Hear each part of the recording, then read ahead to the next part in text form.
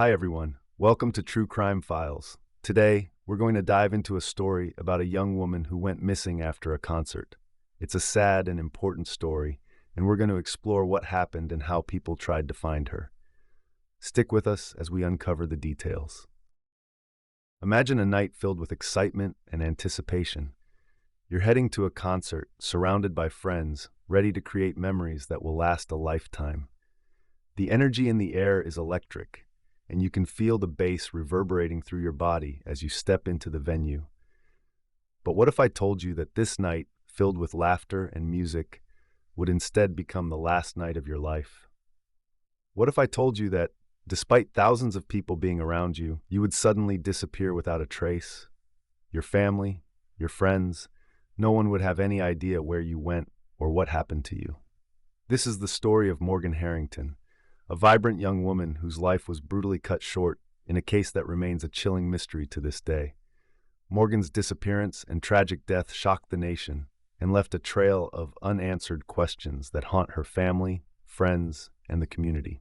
How could a 20-year-old woman simply vanish in the midst of a concert, surrounded by so many people? What happened during those critical hours after she was last seen, and how did she end up miles away from where she was supposed to be? In this video, we'll take you through every twist and turn of the Morgan Harrington case, from the night of the concert to the devastating discovery of her remains and the long, arduous road to finding her killer. Stay with us as we unravel the haunting details of the Morgan Harrington case, a story that serves as a stark reminder of the dangers that can lurk in the most unexpected places and the relentless pursuit of justice by those who loved her. On October 17, 2009, 20-year-old Morgan Dana Harrington, a Virginia Tech student, was excited. Morgan, the daughter of a teacher and a university professor, was known for her bright smile, outgoing personality, and love for life. That evening, she was going to see one of her favorite bands, Metallica, at the John Paul Jones Arena in Charlottesville, Virginia. This was a night she had been looking forward to for months, a break from her demanding studies, and a chance to enjoy a night of music with friends. Morgan was someone who relished the opportunity to be in the moment,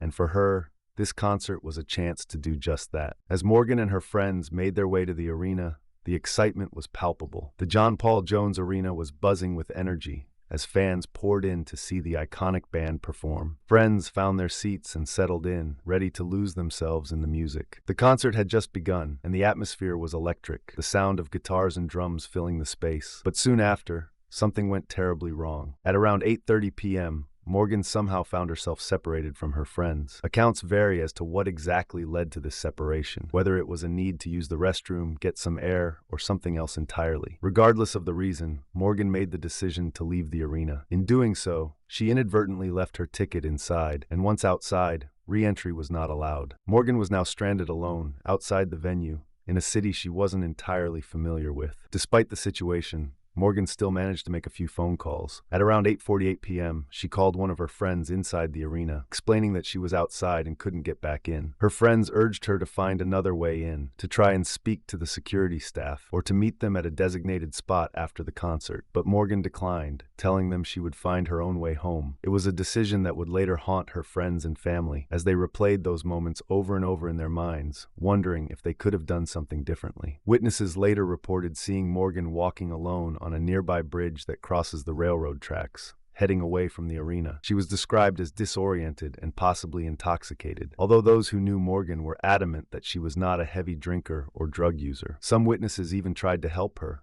offering a ride or assistance, but Morgan declined. Perhaps she felt she could handle the situation on her own, or maybe she was too disoriented to realize the danger she was in. But then, Morgan simply vanished. When Morgan didn't return home the next day, her parents, Dan and Gil Harrington, immediately knew something was wrong. This was not like their daughter. Morgan was responsible and would never just disappear without a word. The Harringtons were a close-knit family, and Morgan was always in contact with them, especially when she was away at college. The fact that she hadn't reached out, hadn't answered her phone, or sent a text, it was all too unsettling. Her parents, concerned, quickly turned to fear, and they knew they had to act fast. The Harringtons reported Morgan missing to the police, and a massive search effort was launched almost immediately. Law enforcement, volunteers, and even Metallica themselves joined the search, offering a $50,000 reward for information leading to her whereabouts. The case quickly gained national attention, with the public and media captivated by the mystery of the missing college student. News outlets across the country picked up the story, and soon, Morgan's face was plastered on televisions, newspapers, and the internet. Her parents appeared on national news, pleading for anyone with information to come forward. The outpouring of support from the community was immense, with volunteers combing the area around the arena, handing out flyers, and spreading the word on social media. Despite the extensive search efforts, days turned into weeks, and weeks turned into months. There was no sign of Morgan. The lead detective on the case, Lieutenant Joe Rader, became a familiar face in the media, often giving updates on the investigation. But the news was always the same: no significant leads, no suspects, and no clear answers. The case was beginning to take on an air of hopelessness, as if Morgan had simply vanished into thin air.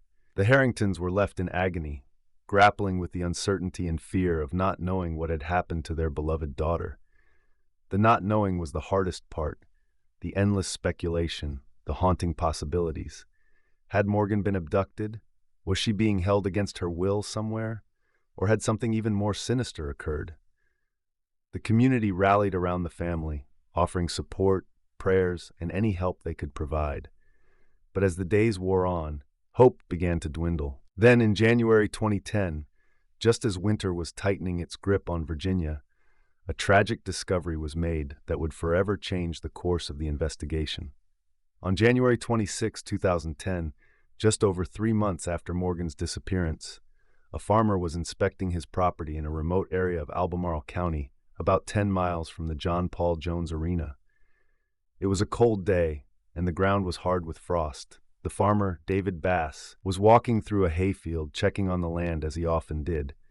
But as he moved through the field, something unusual caught his eye, something that didn't belong. As he approached, the grim reality of what he was seeing set in. Lying in the field were human remains, partially concealed by the tall grass and the elements. The body had clearly been there for some time, exposed to the weather and wildlife. Shocked and horrified, the farmer immediately contacted the authorities, who rushed to the scene. The remains were quickly identified as those of Morgan Harrington. The confirmation was a devastating blow to her family, who had held out hope that she might still be alive, despite the odds. The news sent shockwaves through the community, which had rallied so strongly around the search for Morgan. The discovery of her body brought an end to the agonizing wait, but also marked the beginning of a new, even more painful chapter: the search for justice. The medical examiner determined that Morgan had been murdered, but due to the condition of her remains, the exact cause of death could not be determined.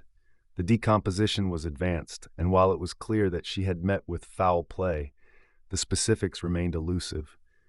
This lack of clarity only added to the torment of her family, who were left to wonder about the final moments of Morgan's life.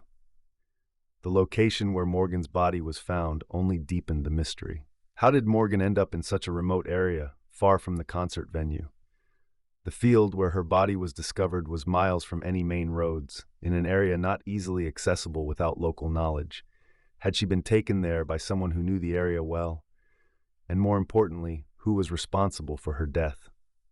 The discovery raised more questions than answers, and the investigation, which had already been exhaustive, was now more complex than ever.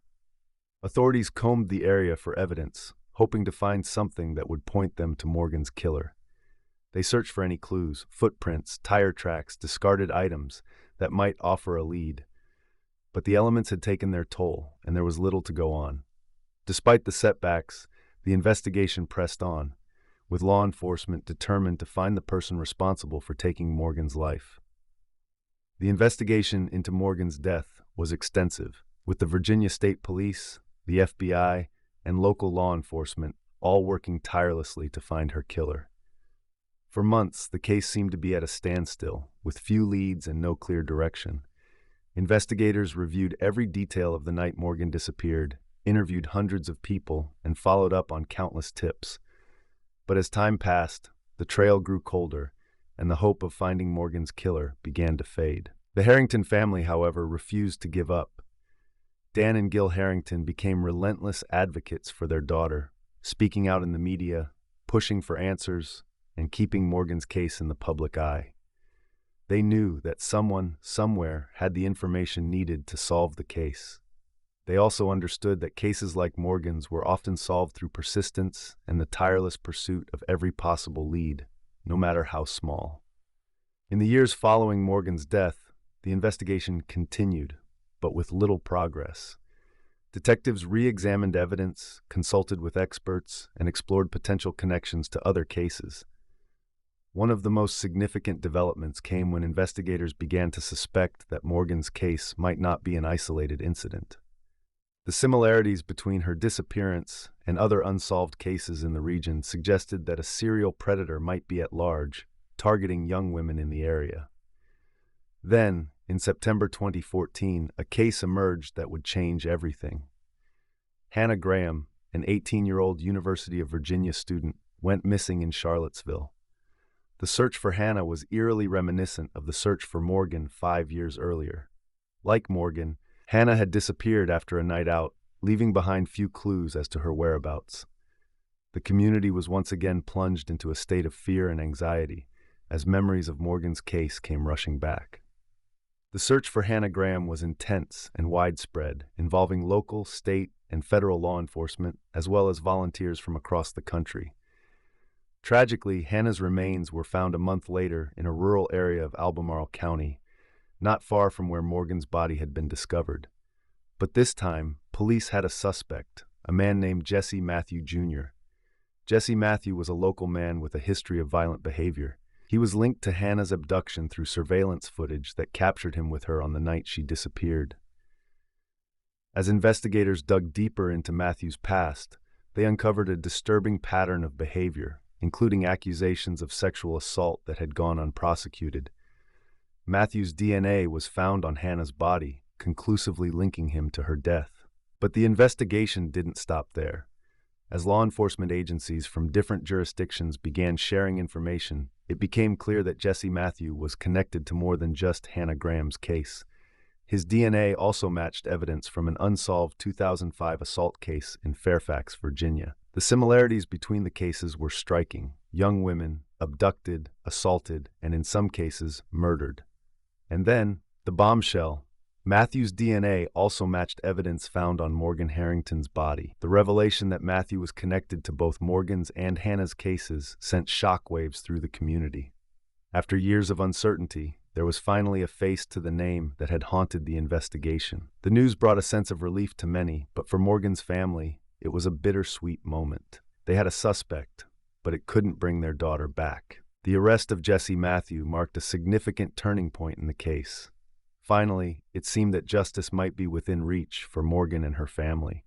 The legal process would be long and grueling, but there was hope that the person responsible for Morgan's death would be held accountable. As the case moved forward, the community watched closely, hoping for closure in a case that had brought so much pain and fear. Jesse Matthew was eventually convicted for the abduction and murder of Hannah Graham and sentenced to life in prison without the possibility of parole. The evidence against him was overwhelming, and the trial brought to light the full extent of his predatory behavior. Matthew had used his charm and physical presence to manipulate and overpower his victims, leaving a trail of devastation in his wake. The conviction brought a sense of justice for Hannah's family, who had endured unimaginable pain and loss. For the Harringtons, the trial was a bittersweet experience. While they were grateful that Matthew had been caught and would never harm anyone else, the proceedings reopened old wounds and forced them to relive the horror of Morgan's death. The emotional toll was immense, but they remained steadfast in their pursuit of justice. They attended every court hearing, determined to see the process through to the end. In 2016, Matthew entered an Alford plea for the murder of Morgan Harrington, which allowed him to avoid the death penalty while still maintaining his innocence. An Alford plea is a legal maneuver in which the defendant does not admit to the crime but acknowledges that the prosecution has enough evidence to convict them. For the Harringtons, this was a difficult outcome to accept. They had hoped for a full admission of guilt, a moment of reckoning that would bring them some measure of peace.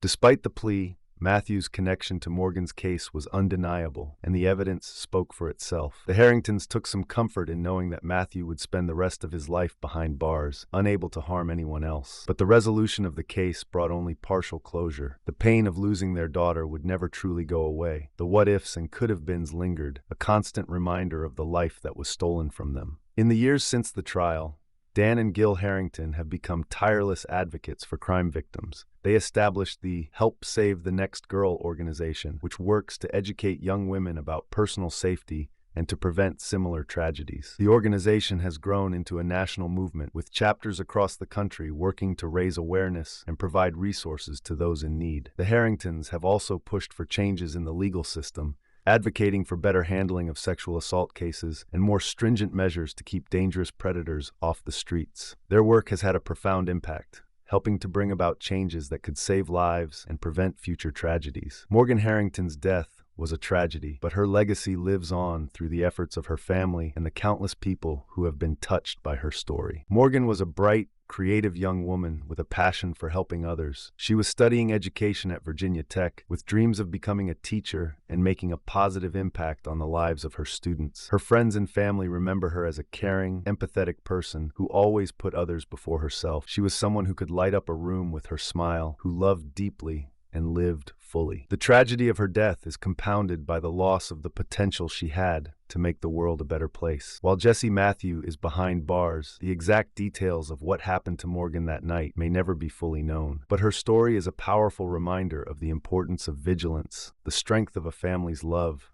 and the impact that one life can have on so many others. Thank you for joining us in exploring the life and legacy of Morgan Harrington. If you found this story impactful, please consider supporting the Help Save the Next Girl organization. And if you found this video insightful, please give it a thumbs up and consider subscribing to True Crime Files for more cases just like this.